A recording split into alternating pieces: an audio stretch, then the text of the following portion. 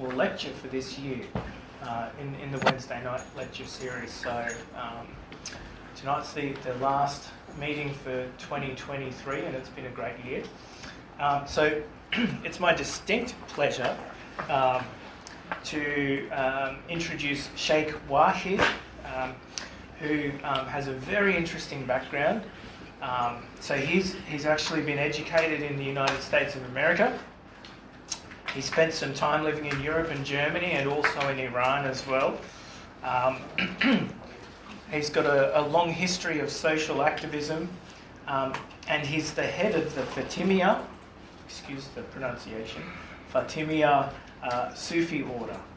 And what's fascinating, he'll probably touch on this a bit later on as well, that he's also been involved in a recent project where he's designed... Sorry. He's designed... How's the timing? He's designed a tarot deck that's actually a Sufi-based tarot deck on Sufi magic. So something pretty interesting and esoteric that you might hear about tonight as well. And lucky he's joined with his daughter Nuri, who's come along tonight as well. So thank you. Thank you.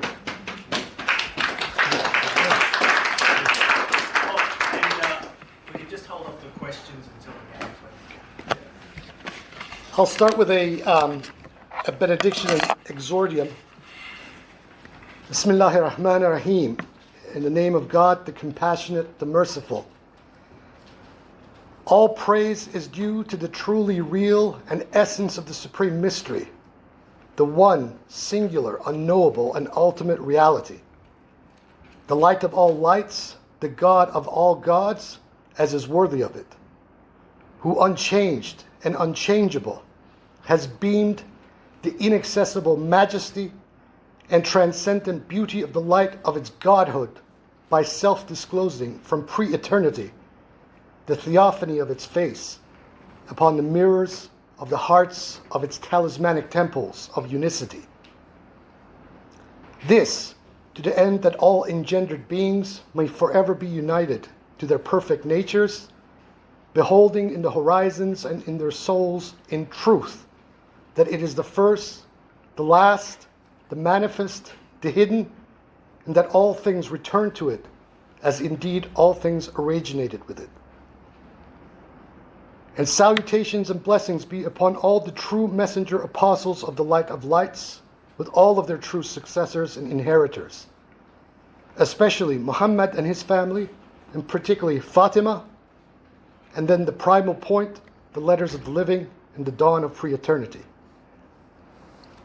May the light, power, and protection of God be with all the oppressed against the darkness and negation of all oppressors. And may the All-High hasten the liberation of the oppressed from the hands of oppressors everywhere.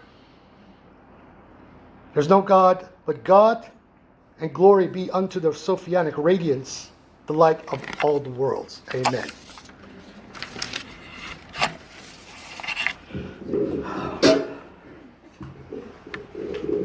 Sufism, the mystical dimension of Islam. Allah.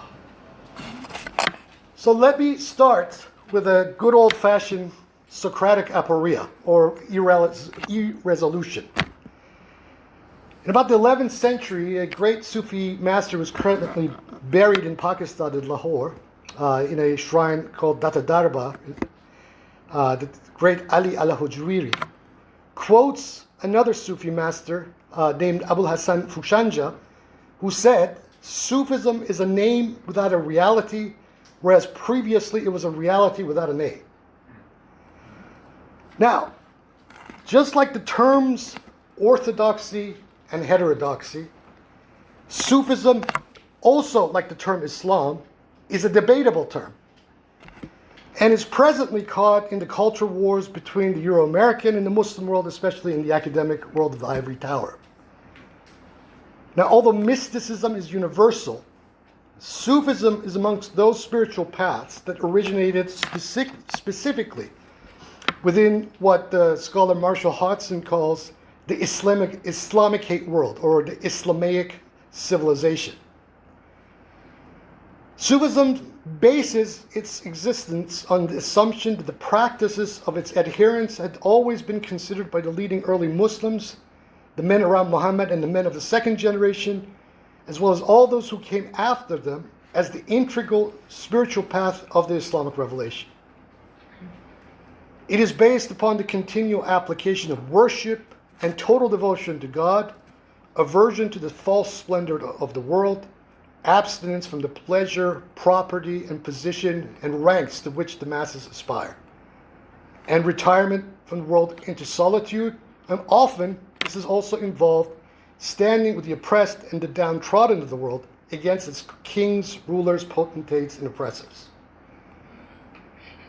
The historical origins of the word Sufi is generally well established. It derives from the Arabic word for wool, suf, used in rough garments worn by the ascetics in the Middle East for centuries. The world-denying attitude suggested by this etymology had a sharp significance in the early Islamic era when the conquering Arab armies created an imperial court culture of lavish opulence and self-indulgence. Sufis were able to point to the simple lifestyle of the Prophet Muhammad and many of his companions as an important precedent to the ascetic way of life and as a counterpoint to the opulence and self-indulgence of the Muslim rulers of the time.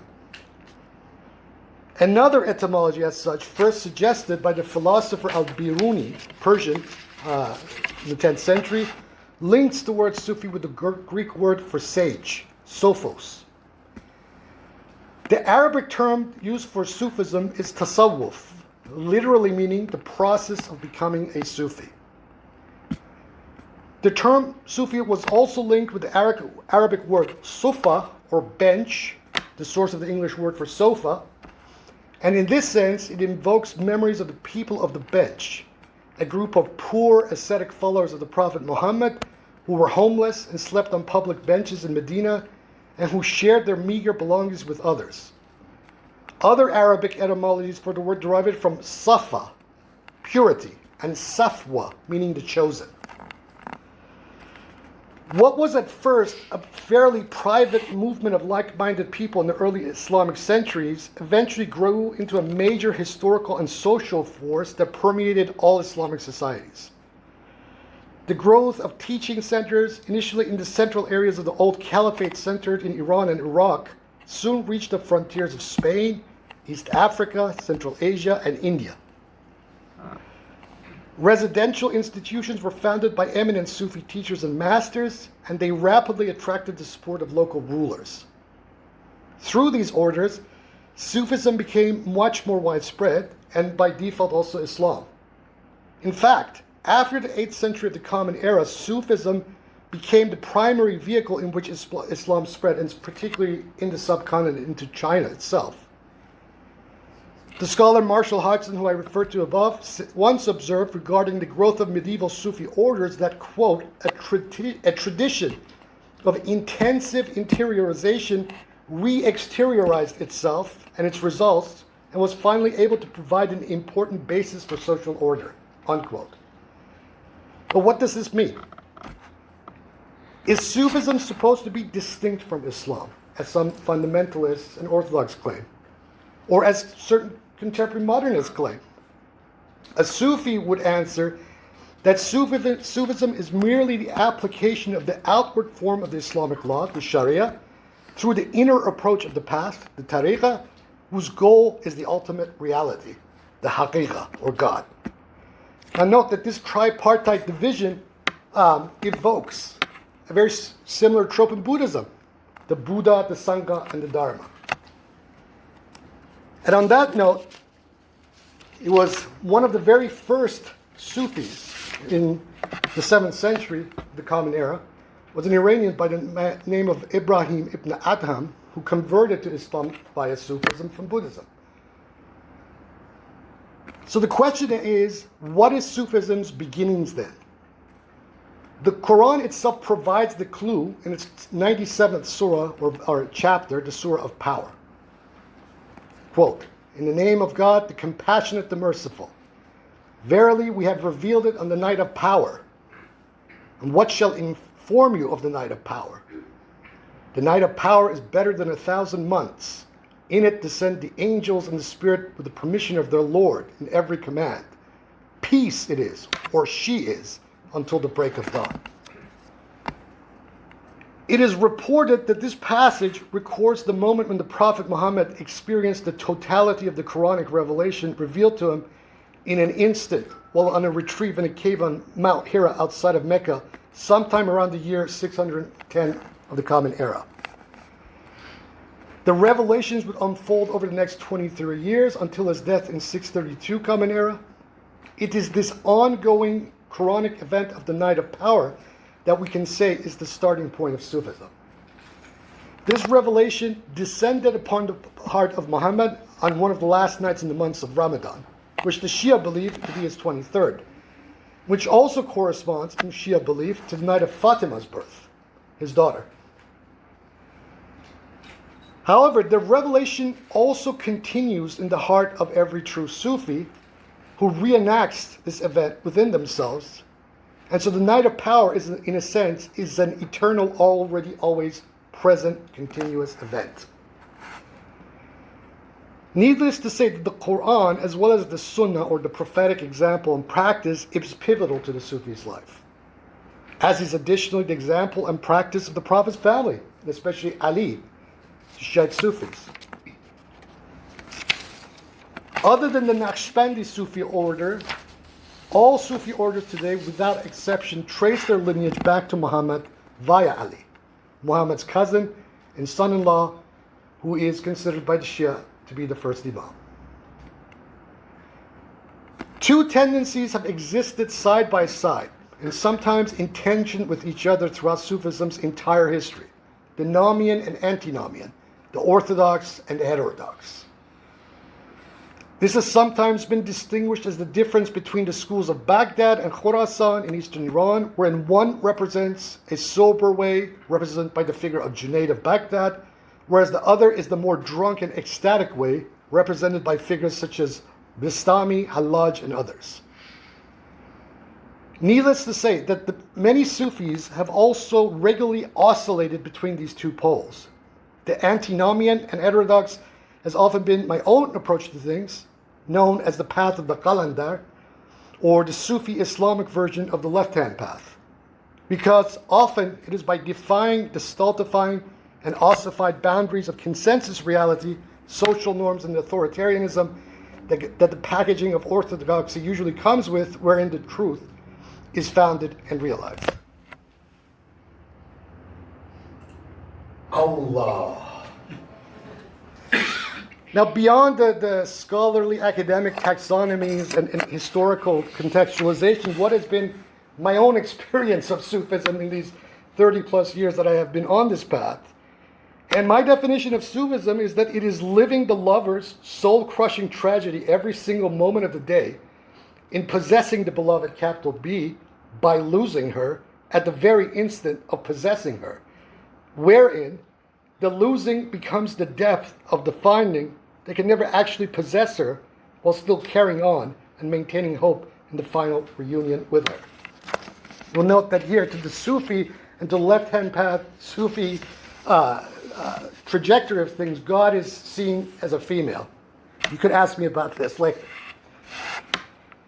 As I said in my 2014 reality sandwich interview with Benton Rooks, all existence is theophany, and every theophany reflects a form, or image rather, the imago mundi, the image of the world, to the intelligence of the heart, which is its mirror and the locus of its manifestation. Now, the Godhead, in its utter remote transcendence, in the absolute totality of its infinitude, cannot be known or represented by anything, because it is beyond all categories of predication or apprehension. As the Quran says, no vision perceives it, but it perceives all vision, for it is the subtle, the all-informed. But the intelligence of the heart, what in Shiite Sufism is termed by its imams as the aql, or the hiero intelligence, or nexal consciousness, can through mystical wavering indeed come to know the form, the eternal image, within the individuated mirror of itself, as reflected by theophany, such that this knowledge or gnosis becomes the knowledge and apprehension of its own self. You can use either a small s or a big S for this. In Shiite Sufism, the ultimate method to the attainment of this gnosis is love, hub, with this basic method being dhikr or mantra. And its object is the eternal Imam, which as hypostasis is also referred to as the primal will, the universal pen, universal intellect, or as is commonly referred to as the Muhammadan reality, al-haqiqa Muhammadiyah. That said, there's a famous Shia version of a Hadith Qudsi, an extra Quranic saying of God, where God addresses the Prophet Muhammad saying, "O Muhammad, were it not for you, I would not have created the universe. And were it not for Ali, I would not have created you. And were it not for Fatima, I would not have created either of you." And so on the 26th, 27th of October 2005, in a kind of personal night of power experience of my own, while inside an ayahuasca experience, as I was meditating, a form of the Shahada was meditated or mediated to me, which are the Arabic words that you see up there, which was La ilaha illallah, Fatima wajhullah. There's no God but God, and Fatima is the face of God. Now, the Quran is supposed to provide the raw material of spiritual practice for Sufis. In this respect, there's nothing of greater significance than the names and attributes used to describe God. There are, by traditional accounts, 99 names of God, although more names are mentioned in the Quran. And I myself authored a book in Arabic in 2018 entitled The Book of the Supreme Names, where I offered 385 divine names to the Hebrew gematria of Shekinah. Of these, the most prominent are the two names in the invocation that prefaces nearly every chapter or surah of the Quran, in the name of God, the Compassionate, the Merciful. Bismillahir Rahmanir Rahim. Many other names occur frequently as the conclusion to particular Quranic verses, most often in pairs, such as it is the High, the Mighty, wal Aliyul Azim. The Sufi practice of dhikr or mantra, which means the word dhikr meaning recollection, remembrance, as well as invocation, is that practice wherein these names act, as it were, as the interiorization for the Sufi of the Quran in entirety itself. The Quran, verse 152 of the second chapter says, فَأَذْكَرُونِي أَذْكُرْكُمْ. So remember, recollect, or invoke me, and I will remember, recollect, and invoke you. Later on, it says, وَأَذْكُرْ رَبَّكَ فِي نَفْسِكَ. And remember, recollect, invoke your Lord within yourself, or within your soul. So let's look at a few of these, about 19 of these 99 names. Let's start with the name Allah, the God, basically in Arabic, which interestingly enough, as scholars have pretty much established, derives from the Hebrew Eloah, which if you know your Hebrew, despite some of the mental gymnastics of certain rabbis, Eloah is actually the Hebrew proper noun for goddess. So the word Allah, in its cognate from Hebrew to Arabic, actually means goddess.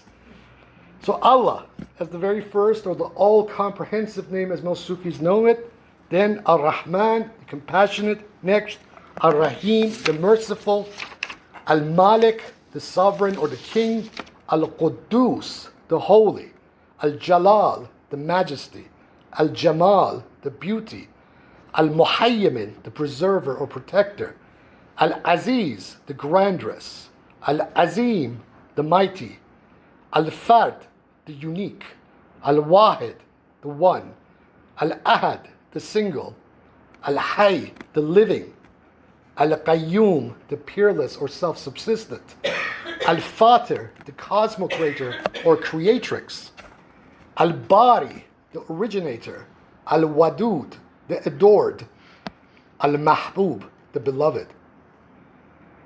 Now there's a very famous, another extra Quranic saying of God, known as a Hadith Qudsi. This time is attributed to the Prophet David, who asked God, why did you create the world? And the answer to this question to the Prophet David, per the Islamic tradition, becomes an endless source of meditation for Sufis and all Islamic esotericists ever since.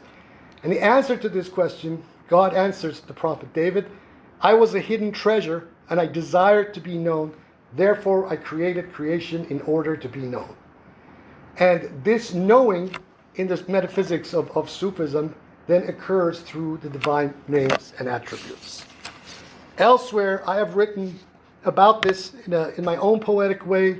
I have written that God was a hidden treasure desiring to be known, who from the situs of its exclusive oneness established its divine names and attributes upon the hidden cloud of its inclusive unity, and self-disclosed upon the worlds by them from its pre-eternity, by the point of its will, so that all things may know that verily it is the tree of reality, who she is no other God but he, and all things perish but its face.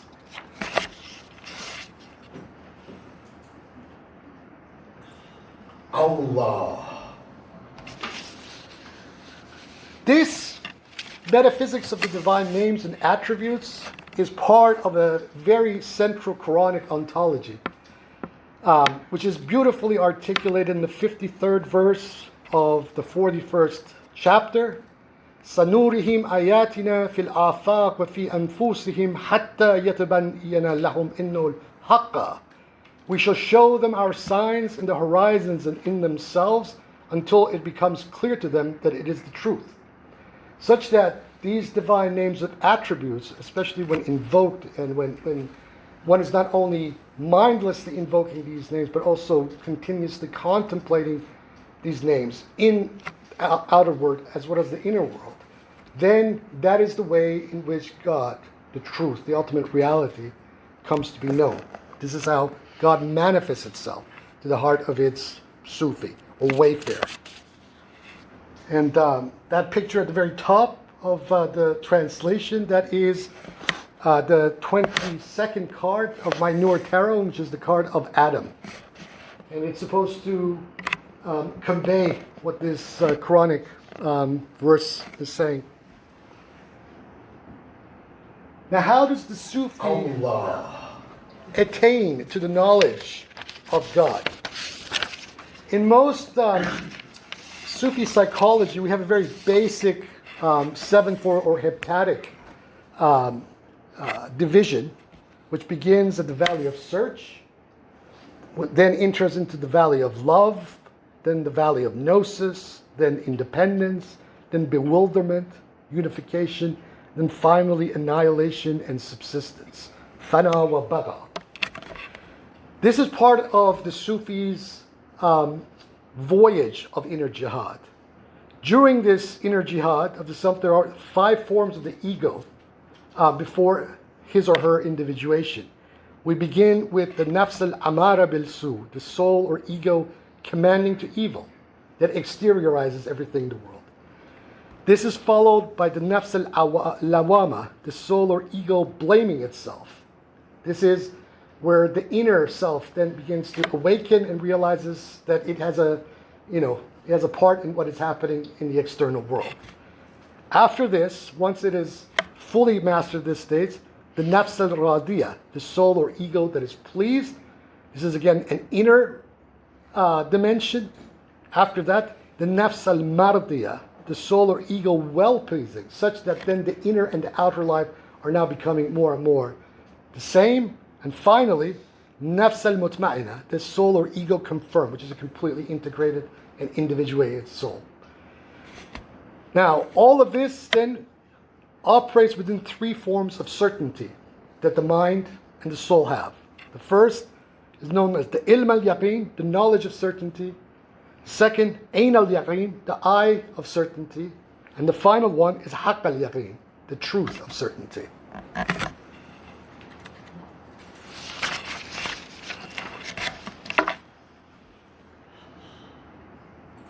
One of the greatest master texts, in my opinion, that is supposed to convey the mysteries of the path is a very short dialogue that occurs between the first Shiite Imam Ali, which is depicted here in this wonderful picture, and his disciple Kumail ibn Ziyad, where Apparently, according to the sources, during one of the early Muslim civil wars in the post-Muhammad period, Kumail asked Ali, O commander of the faithful, what is ultimate reality? Ya Amir al-Mu'minin mal aqiqa. And Ali responds, what have you and ultimate reality to do with each other? Kumail responds to his teacher, is it not the case that I'm already sharing your secrets as a companion? And Ali responds, yes indeed, but that which sprinkles unto you is billowing through me unto you. So Kumail persists and asks Ali again, what is ultimate reality? And Ali responds, ultimate reality is the disclosure of the glorifications of the divine majesty without indication. Kashf al-subuhat, al-jalal min ghayra ishara. And this would be, by my mapping of it, Kumail's entry into the valley of love. Kumail persists, please, O Ali, explain further. And Ali responds, the erasure of speculation and the realization of the known. Mahv al-mahum ma sahf al-malum. And this would be Kumail's entry into the valley of gnosis. But he persists, please master, tell me more. Ali responds, the rending of the veil by the victory of the secret. Hataka sitr li qulbatil sir. This would be Kumail's entry into the valley of independence. Kumail still persists. Please explicate further. Ali responds, the attraction of the divine oneness by the attributive apprehension of the divine unicity. This would be Kumail's entry into the valley of bewilderment. He persists again. Please say more, my master. Ali responds, a light illuminating from the dawn of pre-eternity and shedding its traces upon the tablets of the Talismanic-Temples of Unicity. At this point, Kumail has entered the valley of unification within himself, but he still persists. Please disclose more, my master. And Ali responds finally, extinguish the lamp, for the dawn hath indeed arisen. Of this dialogue, Allah revolves around the master-disciple relationship. That ultimately, the traversal of these seven valleys and from search to annihilation and subsistence occurs with a guide. Now, whether it appear in a material human form, even as multiples of them over a lifetime, or as an immaterial supersensible guide, the guide, murshid, is always a manifestation or self-disclosure of God itself. The purpose of this guide for the adept is to lead them to themselves, or to use more Hermetic language, to their perfect nature, or as the Ismailis put it, the imam of one's being. This perfect nature and imam of one's being is, per the metaphysics of the Andalusian Ibn Arabi, the unique divine name and attribute to which one is the manifestation, i.e., what the Quran denotes as the primordial nature, fitra, that in its fully realized state answered positively within itself to the in illo tempore, pre-eternal and already always divine summons of Alastu bi Rabbikum, am I not your Lord? In the majority of uninitiated humans, this remains latent and in potential only, usually unrealized. Sufis believe that through an initiatic relationship embodied with a proper teacher, and especially via the practices given to the adept, whether embodied or disembodied, this true master and guide can lead the adept step by step to their complete spiritual individuation and the full realization of this divine name and attribute that they already always are. Now, Bayazid Bistami of the 7th century Common Era, an ecstatic Sufi from the East, who once in a moment of ecstatic rapture is known to have famously said, "Glory be to me, how mighty are my majestic states," Subhani ma azam ashani, is also noted for saying once, "Whosoever who has no guide has Satan for a guide," unquote. Interestingly enough, he was answered in a rather quaint, albeit quite paradoxical manner, about 300 years later, by the Sufi Ahmed al-Ghazali during the 12th century Common Era, who said that whosoever has not learned the science of the divine unicity, or Tawheed, at the feet of Satan is an infidel. Unquote.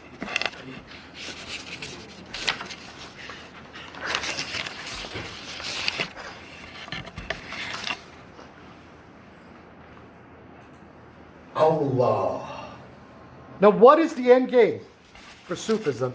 If you ask me, the end game, as far as I'm concerned, what Sufism as a doctrine is trying to convey is the mystery of the initiatic death. And in these quotes here, we see what this is supposed to mean. There's the very famous quote by the Prophet Muhammad, die before you died, mutu qabla tamutu. There's an even more famous one by the 11th century Sufi Abul Hasan Kharagani, the Sufi is the one who is not. But Rumi really captures the essence of what the meaning of initiatic death is supposed to be, where he says, I died as mineral and became a plant. I died as plant and rose to animal. I died as animal and was human. Why should I fear? When was I less? By dying. Yet once more I shall die human, to soar with angels blessed above. And when I sacrifice my angel soul, I shall become what no mind has ever conceived. As a human, I will die once more, reborn. I will with angels soar, and when I let my angel body go, I shall be more than mortal mind can know. My take on this is that the reason why the end game is initiatic death is that from the Sufi perspective, the ultimate reality is love. And from the Sufi perspective, love and death are part of the same reality. And this is why the majority of human beings are deathly afraid of both, because it is death and love where there is serious business. Thank you.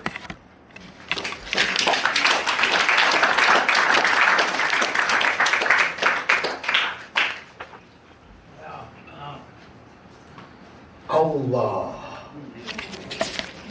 What a fascinating and insightful introduction to Islamic mysticism and Sufism, and a lot of congruence there for people that are on any mystical path. So I'm sure there's lots of questions. So if you've got a question, please raise your hand. Does that last poem, would you mind putting it back on the screen? Certainly. The one by Rumi. Yeah. The Rumi Allah. poem. And would you mind, does it have a title? The poem itself doesn't have a title. It's part of a longer poem that occurs in his Masnavi, his magnum opus. So it's part of a series of poems that preceded. And that is the kind of the chorus of the poem. I'm just wondering how I can find it. If I try to Google this poem, how could I find this when I go? Type in the Masnavi. There's many different translations of it. Nicholson. This is actually Nicholson's, R.A. Nicholson's translation that I've used, that he included in his book Islamic Mystics, and that comes directly from Rumi's Masnavi. If you just Google that first sentence, you'll get it. First Yeah. sentence. Thank you. I'm happy to give you this page of my notes if you want it, if you want a copy of it. I'll just copy the couple of lines like Here. you suggested, and it'll come up. Thank you. I have a question. Sure. What is Allah? That is the question. These are not things that have rational answers. You can only know it yourself. You can't define that which defines.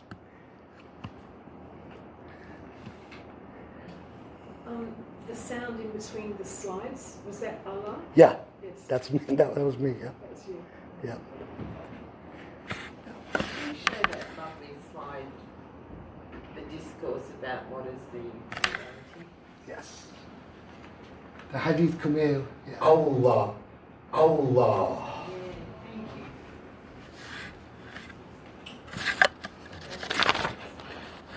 Yeah, that is I have been meditating on this for 30 years since my own teacher first gave it to me, and it doesn't cease from giving of itself. There's so much in that discourse, dialogue between, it's Zen, extremely Zen-like in many ways. I was just just great because you just the feeling that the question come in my head, what is this reality? Yeah. Bang. Fantastic. I love the lion. Yeah. That's one of the epithets of Ali, by the way. He is known as Asadullah, the Lion of God. It's one of the epithets that Muhammad gave to Ali. There he's holding his double-edged sword. These are all initiatic symbols, by the way. The Mount Hira behind, that's where the angel Gabriel first apparently descends in outside of Mecca to give the revelation to Muhammad. You see the halo around Ali. The color green represents the color of the house, which is also the color of the heart. This is a Shiite color. Whenever you see people wearing green around them like that, they're Shiites. Most usually Sayyids, meaning they're from the lineage of Muhammad himself. So Ali was a very heart-centered being. Yes. So he never, there's no language there, it just comes from this level. No, well, there's no level to that. Yeah, that's just boom. Yeah. So the 7 steps that corresponded to the previous slide Yeah. represent the soul's journey, I guess, on the path, right?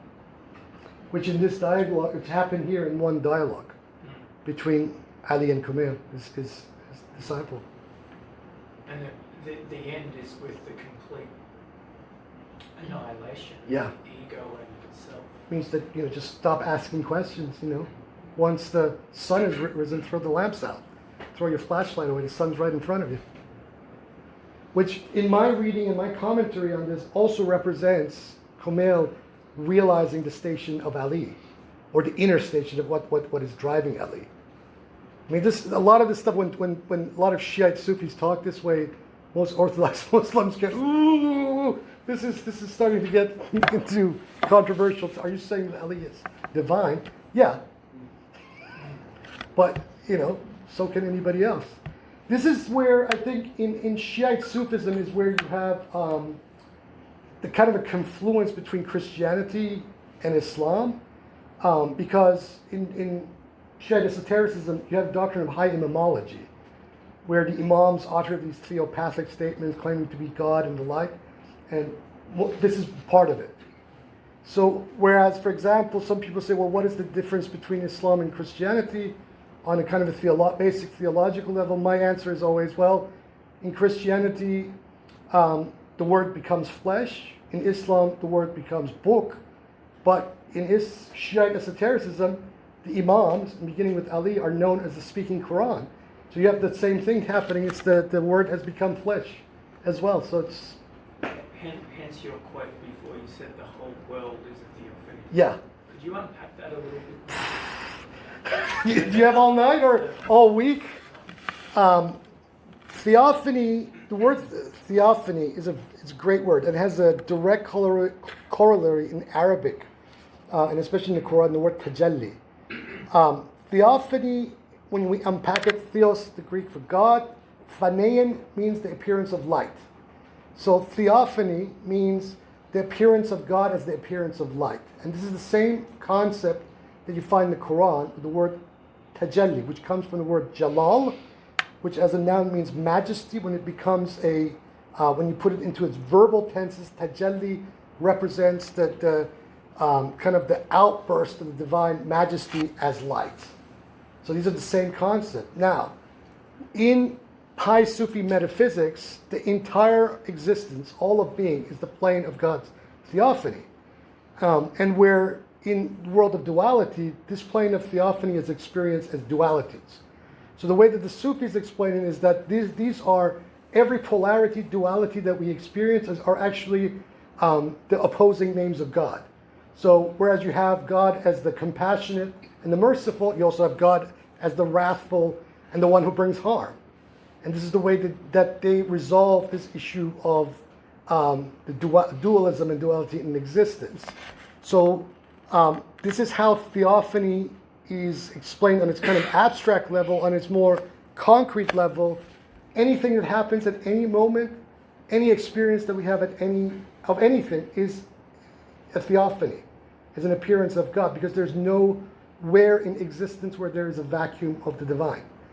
So everything, your very thought right now, this lecture, everything, we're inside of Theophany at this very moment.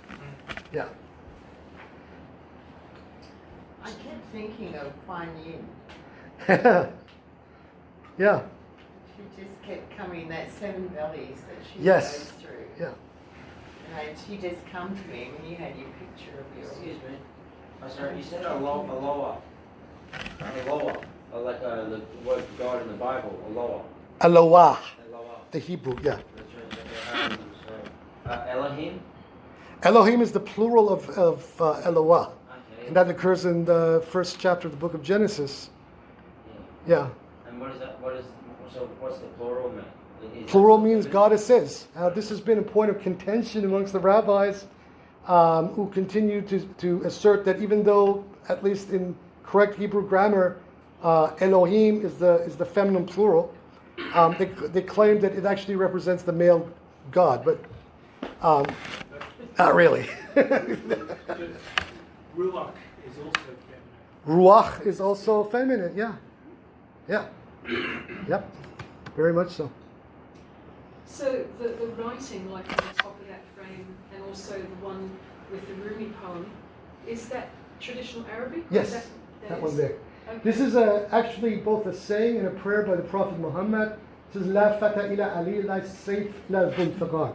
There is no youthful warrior other than Ali, and no sword other than Dhul Faqar. That sword of Dhul Faqar in the Battle of Badr, one of the first Muslim Meccan wars, when the Muslims were fighting for their lives against the polytheists of Mecca, in some narrations and traditions was a sword that was brought from heaven by the Archangel Gabriel to Muhammad to give to Ali, because the Muslims had their back against the wall. The Meccans had amassed this massive army that was about to crush the Muslims, and Ali saved the day with that sword. And this is the prayer.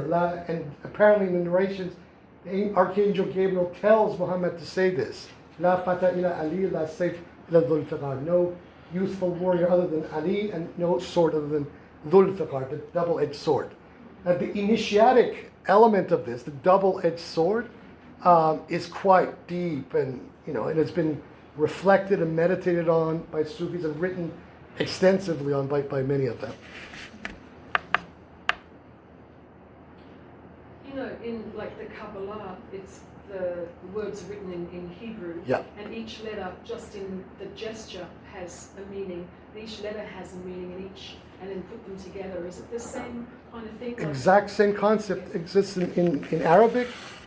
In fact, you have a series of chapters or surahs in the Quran that occur as disconnected letters that sound like gibberish to anybody's ears, and these have been endless, vehicles of speculation of what their means, and these are treated very much Kabbalistically. The science of letters or Arabic gematria is a very important part of this tradition. I mean, if I ever come back, we can do an entire, I can do an entire lecture on that, on Hebrew and Arabic gematria, because I practice this stuff myself. And so the letters of the alphabet in Arabic, just like in the Kabbalah, are meditated on. The letters of Allah, just like in the letters of the Tetragrammaton, are meditated on. They're unpacked, they're written, and corresponded numbers and letters are extremely important feature of all of this, yes, very much. So if you don't mind going to the slide with the Rumi poem. Sure.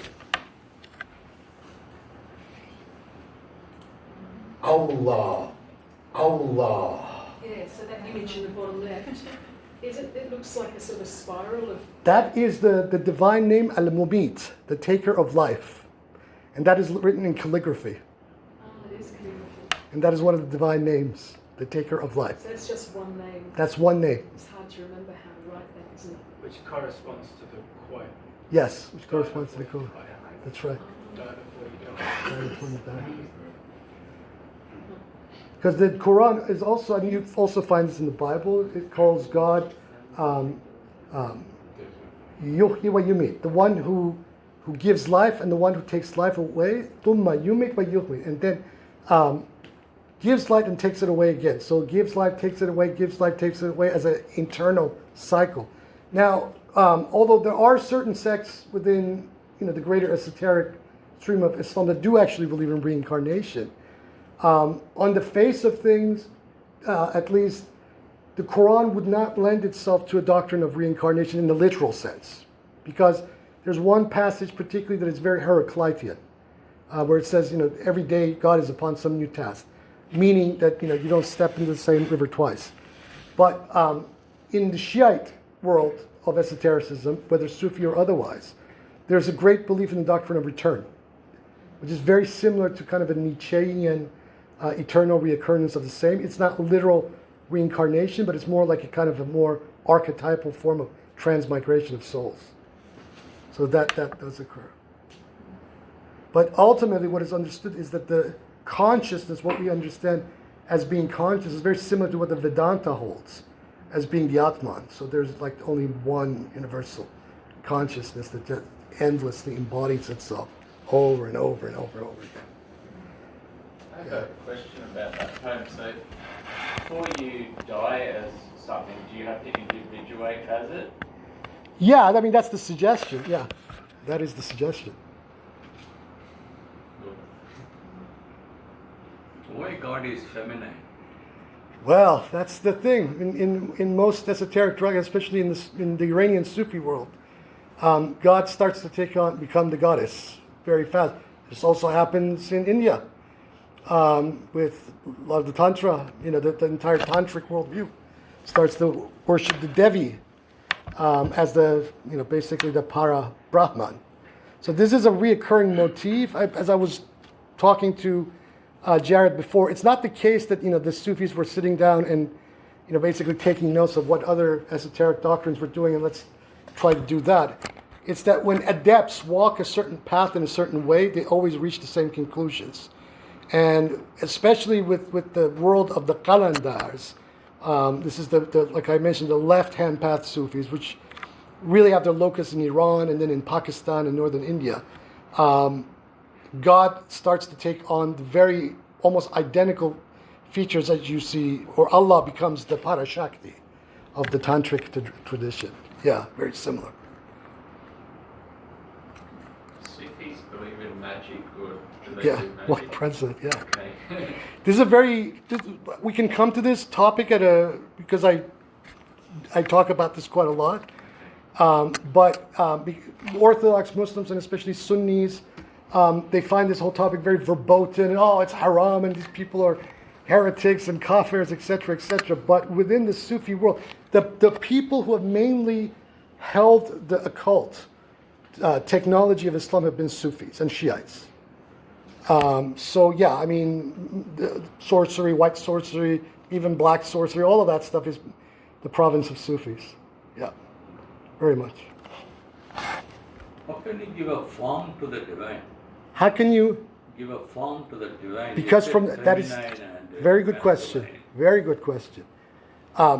You give form to the divine only from the point of view of theophany, and in the locus of its manifestation, not in its transcendent infinitude, right? That is the transcendent unknowable. But as it unfolds, it finds the loci of manifestation. And it is only then where you can talk about God engendered form.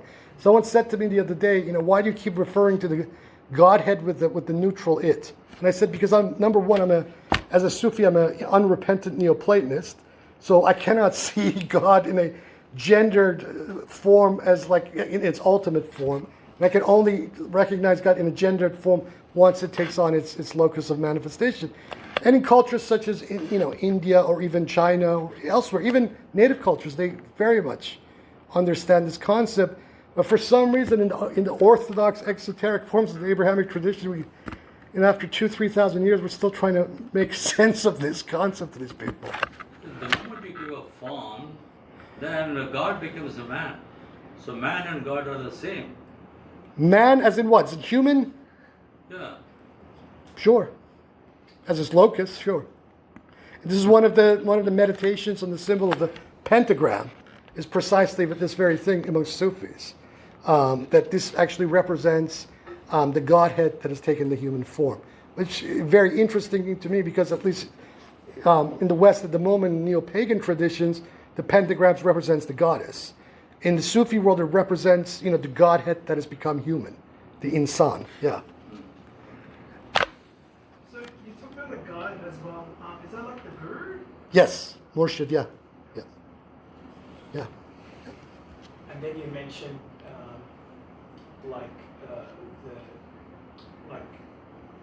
in the esoteric Western circles, let's say the higher guardian angel, Yes. or the higher self, or the Yes, higher yes, being, yes, which yes. is and you mentioned that as The perfect nature is the term that one of my all-time favorite Sufi philosophers, Shahabuddin Suhrawardi, young lad, 38 years old when they killed him in Aleppo for heresy.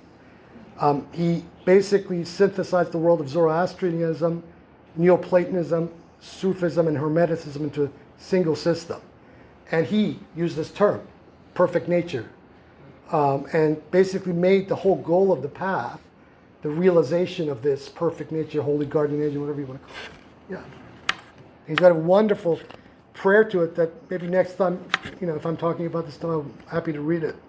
Did you mention that in reference to Muhammad as well? Yeah. I mean, this is the speculation that a lot of Sufis say, that Gabriel actually represents Muhammad's own alter ego, divine alter ego. It's angelomorphosis or angelophany. Do you have a physical guide or do you have a spiritual guide? I've had both. Before one of the last times that my physical teacher and I ever saw each other, which was in late 1998, before he dismissed me, he told me to meditate on that symbol from that point onward as my only guide. Because when the Sufis originally initiated, their whole focus is supposed to be their teacher. And in one of the last gatherings that we had together, he said, "You don't need me anymore. I have given you what you need. And from this point forward, you are only to meditate on this symbol," which is the Islamic symbol of the greatest name. And so from that point forward, that has been my guide, the symbol itself. And this symbol is as sacred to the Sufi Islamic tradition as the Om is to the Hindu tradition and Sikh tradition. Is that the one in the center? The one at the top. The hand is actually made from the symbol, 13 times continuously around. Yeah. Yeah, that symbol defines the male and the female Yes. mixing together. That means that you become one. Yes. Right? So that's Part of something it, yeah. called duality. Yes. So that's why everywhere, even Hinduism and they Yes. the triangles they cross, as a union of both Yeah. the souls. Yeah. That's true. Yeah. And what is the image on the left? The image on the left, that is the dome of the Shah Abbas Mosque in Isfahan. It looks as if human with some kind of chakras or pyramids. Yeah, it's been mentioned, it looks very psychedelic. And then there's a crown at the top. Yeah, and there's several, actually there's cascading crowns. If you take a look at it, there's several different cascading crowns, one on top of each other. Nothing to do with chakras or? Absolutely, but this is one of the things about Islamic architecture in Iran, and especially during the Safavid and period, is that the architects would never talk about why they are designing things in the way they are. Very fractal, there's like the use of fractals is very pronounced. There's definite initiatic doctrine behind all of this, but it's part of the unspoken secret doctrines. Not unlike the Masonic Yes. Western builders. Exactly the that same did thing. that stuff. Yeah. Same thing.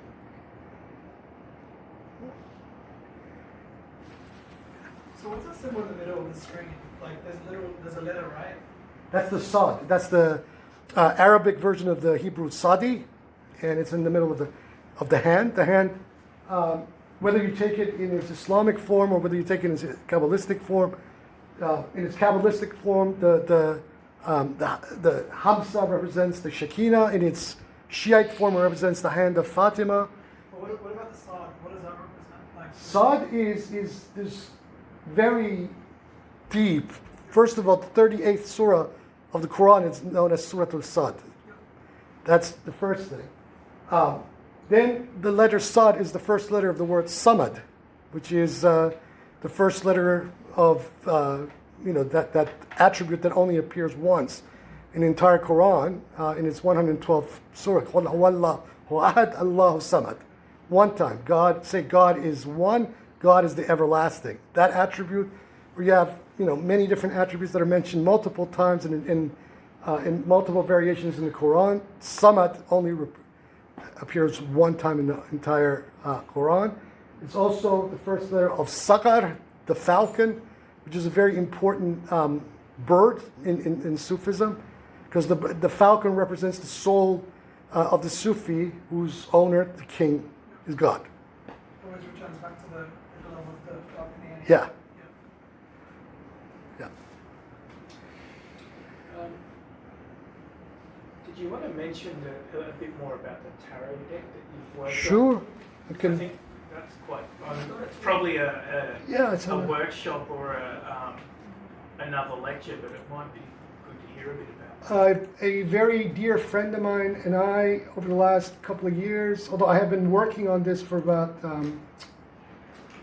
good 20 years now, have developed an entirely alternative system of tarot divination. These are the cards of his major arcana. This is the card of Khidr. Khidr is the green man, or the very enigmatic figure that appears in the Surah Al-Kahf of the Quran, who actually bests the prophet Moses. There's a couple of movies that have actually been made about this trope of Khidr. And this card replaces the fool. So the Khidr is the fool of this deck, and the background and all the symbolism of this card represent that story of Khidr and Moses in the Quran. Next card, this is our High Priestess card, which is known as the Imam Creatrix.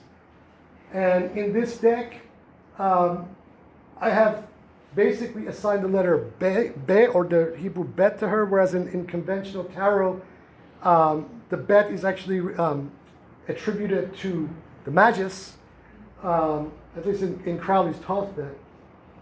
I have attributed Bet, or the letter Ba, to the goddess, or the high priestess. And there's a whole explanation that I'm providing in the book that I'm currently writing on this whole tarot, called the Book of the Tree of Hermes. Next card is... It's just hit that little cross. That is behind her, that is the Assyrian Tree of Life that is behind her. This is the card of the Messenger. This is the third card, representing the letter Jim, or the Gimel of Hebrew. Do you want to try and get rid of that black box? It's covering down the bottom. Yeah, that one. Thank you. Oh, then there's another one. Oh, there's another one.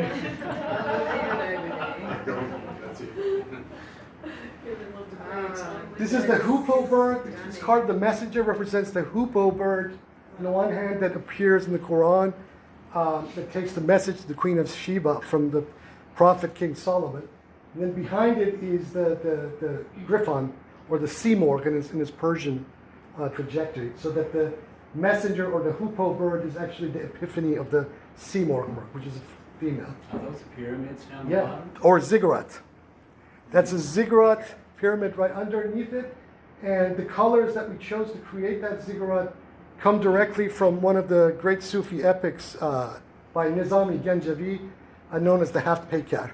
It's a great Sufi epic, love epic. And that central one is a rainbow type Yes. pyramid. Yeah. All of these colors are supposed to represent in the story of the Haft Peykar, they represent each of the wives of the king in the story, the major protagonist of the story.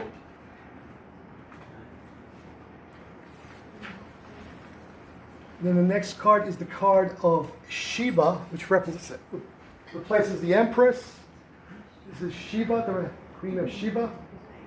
Again, behind her, the griffon, the double-headed griffon.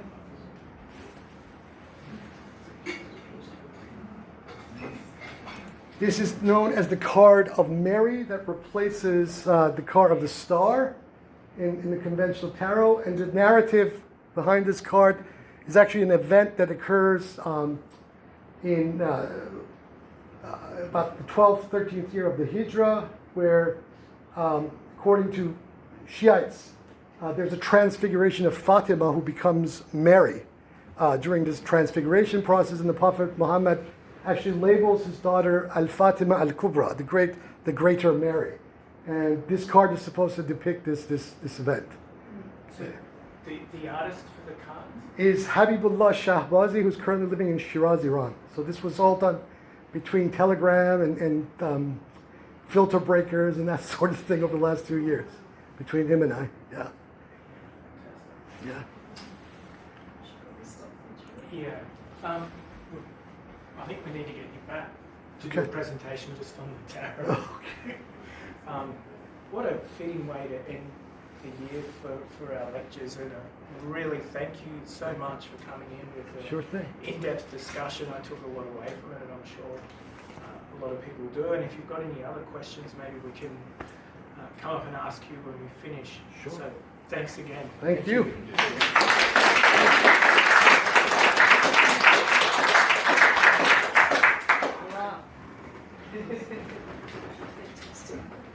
Great. Before you move off, Oh, just a couple of quickly. announcements. Yeah, thank you. Wasn't that wonderful? So, yeah, it was just wonderful. Thank you so much. Really, really enjoyed that. And please come back.